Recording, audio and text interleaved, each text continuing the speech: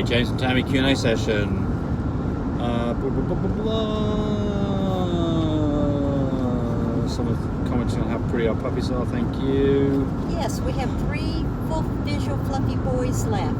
Please show us your grown-up fluffy dogs, which you show very rarely. Yes, we will. In fact, we're actually on a mission to show a video of every single stud dog that we have, so that you can see them in all their glory. And I actually did the first one the other day on Wolfie, and he's a really pretty dog.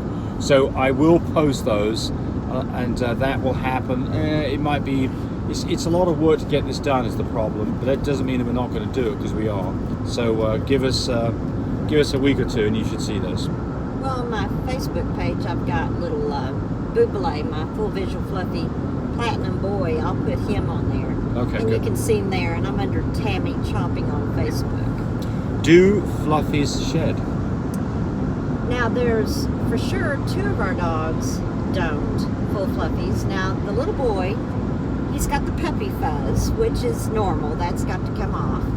But I'm telling you, it's not like... The answer is no, is the answer, right? Just Pretty much. barely. I don't hear anybody I had black top on today, and I had him, and it didn't come off on my blouse. But the little when baby. I'm scratching him and rubbing him, my baby, you get some off, right? Yes. But on the bigger boys, no. So I don't see people talking about this, and I have mentioned it a couple of times, but for us, none of our fluffies shed like a regular Frenchie. Look, some Frenchies, I think there is actually a genetic test you can do for LSH, low shedding, I believe. No, I may be wrong about that. But the point here is that the regular fluffy, a regular haired fluffy, they tend to shed pretty good. I mean, regular haired fluffy. Yeah, regular haired Frenchie. You rub their hair, and you just got a storm of hairs coming off, and you don't see that in the fluffies. So the answer is no.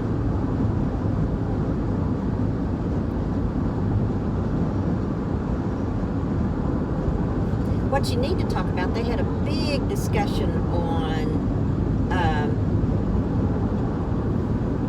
Facebook with the LL4 and the L4 on the long coats.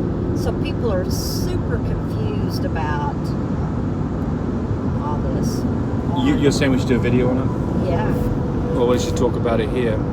So what Tammy's talking about is this, this thing doesn't want to stay up here. Come on, camera.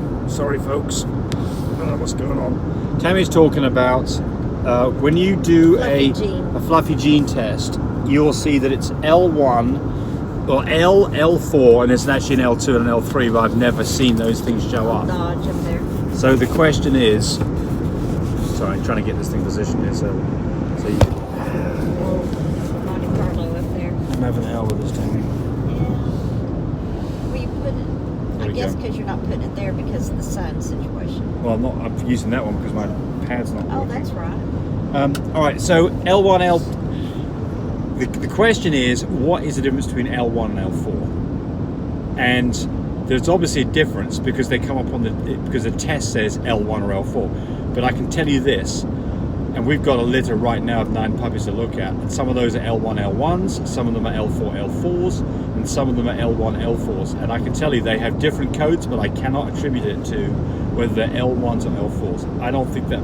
Now, you might be under the impression that L4 would mean it has a longer length coat. It's not. I can tell you that for a fact. Because we've got 2 puppies, a couple of the puppies in our full visual fluffy puppies, the 9 out of Love My Denali and Lola, that they have the same identical long-haired gene come back on the L1, DNA L4, test. L1, L4. And one is like a woolly lamb, and another one's a little bit slicker, but he, still has the fluff on the ears and everything, just not as long. Not as long coat. Yeah. Yes. Yeah, and it's the same DNA. And in that litter, if you look at the coat variations, there is quite a bit, isn't there? There's some of them, there's like 3 or 4 of them in there that are almost, they're really shaggy.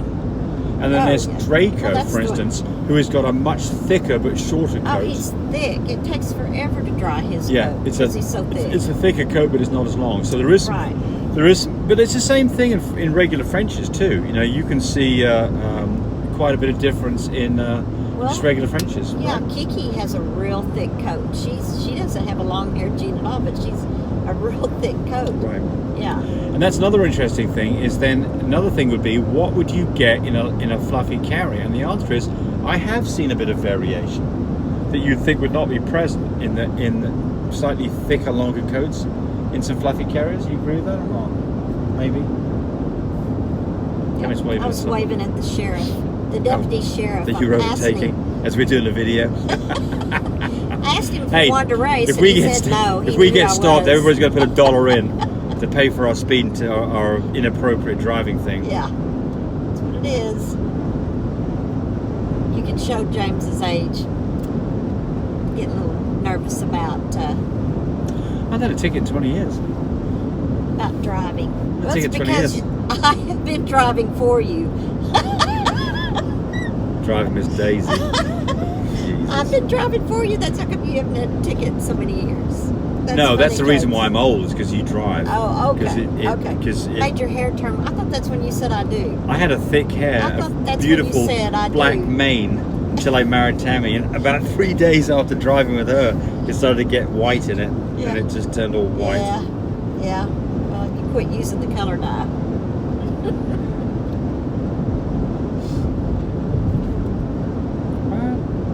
Oh, okay.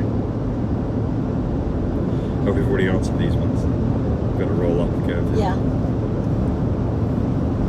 They're getting bored with our I know. chit chat.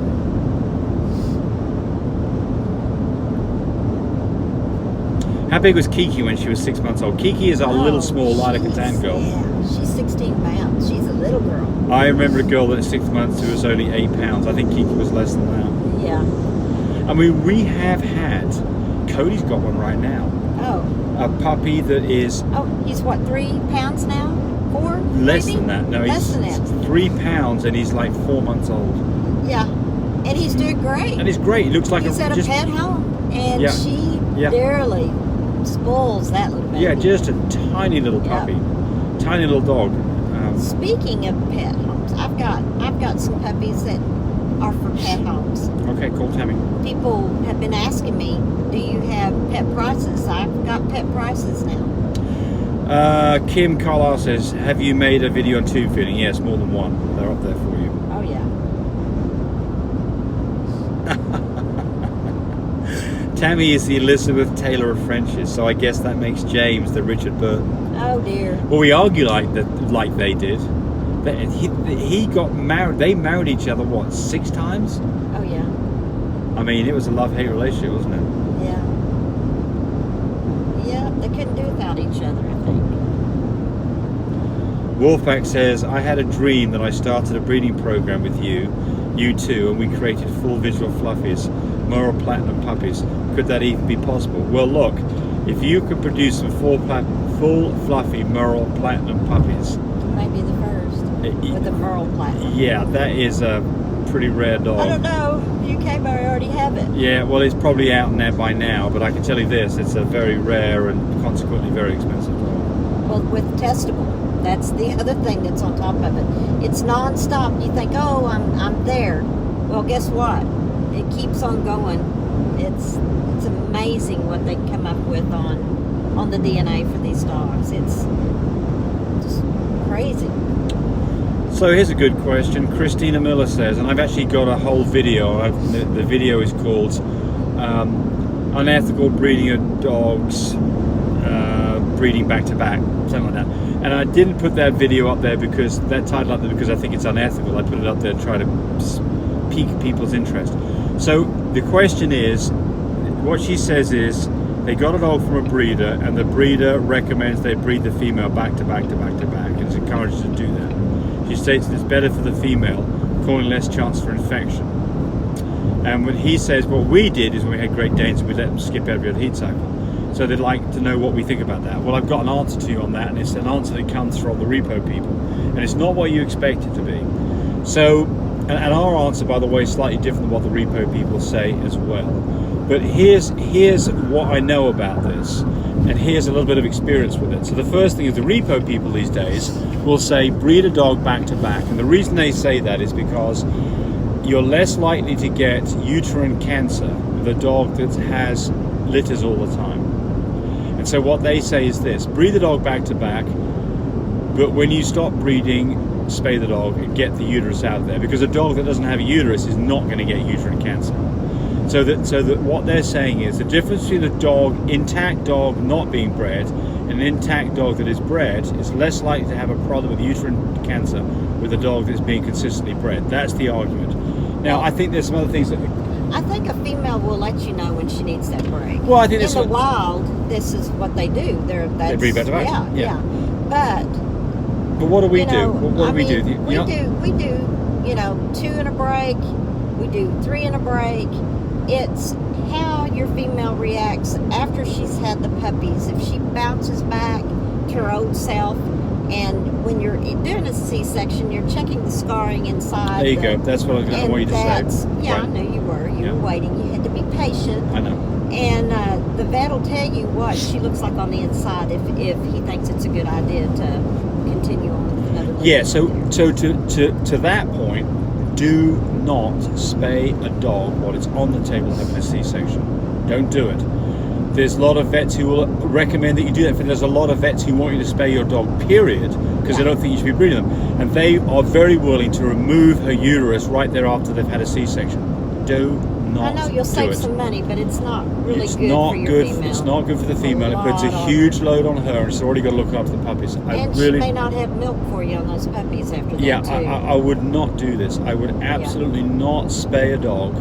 Unless it's life or death. Yeah. I mean, there's situations where you have to do this. Don't get me wrong. I mean, there's situations, for instance, if you've got pyometria going on, which is, where you've got a huge infection in the uterus and you've lost all the litter, and at that point, she's not got... The reason for not spaying is because you've got puppies that are coming home with mum and they need to be nursed. Yeah. And if you spay a dog at the same time... You're liable to not have milk. You may not have milk. You may not have a puppy that can even, if it had any milk, what's any part of this. And the thing, too, it's rough on them. Rough. Yes, but...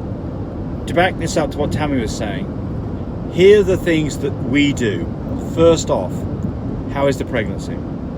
If there's a problem with the pregnancy, then maybe you give her a break or you don't breed this dog again. If there are problems with adhesions, when you open her up and you look at the inside and there's scar tissue on her uterus doesn't look in very good shape, probably going to at least give her a break, maybe going to be done with breeding that dog. How is the whole litter? Do you have problems with puppies? Are the puppies able to nurse okay? Do you have things like cleft palates? Any of these things? These are all things that should make you make a determination as to whether or not you're going to breed again. And then, how does mum bounce back? I think it's one of the biggest things of the whole thing. Did she enjoy the litter? Yeah. Was she a good mum? Did she bounce back after you wean the puppies to a regular weight fairly quickly? And I can tell you the answer to that. Older dogs, it's going to take them longer to do it. And older dogs, maybe there gets to be a point sometime where you're getting smaller litters or a dog that's just really getting too old to do this. Yeah. So then the next question people ask is, how old is it when you should stop doing this? And I don't have an answer for you. The answer is there's not a specific date. It might be a dog that's only 3 years old, and it might be a dog that's 5 or 6 years old. It's just like human beings. Everybody's different. Every dog's different. Look at me. I'm 32 years old and I look like I'm in my 60s. As opposed to Tammy. And Tammy's 83 and looks like she's in her 40s. You see? But the point here is that we are all different, and so just use some common sense. But to help your female, also give her folic acid when she's pregnant. Well, do all the things that you could do to make that. Maybe do wormings before she has her babies. How long do you say? 2 weeks before? Yeah, there's actually some slightly different advice that we're going to give out this. I want to do a whole video on this, so I'm not going to bring this up here. We're already 30 minutes into this, but anyway, I think that's enough on that. But hey, if you like these videos, subscribe. If you hate these videos, then don't watch them. No.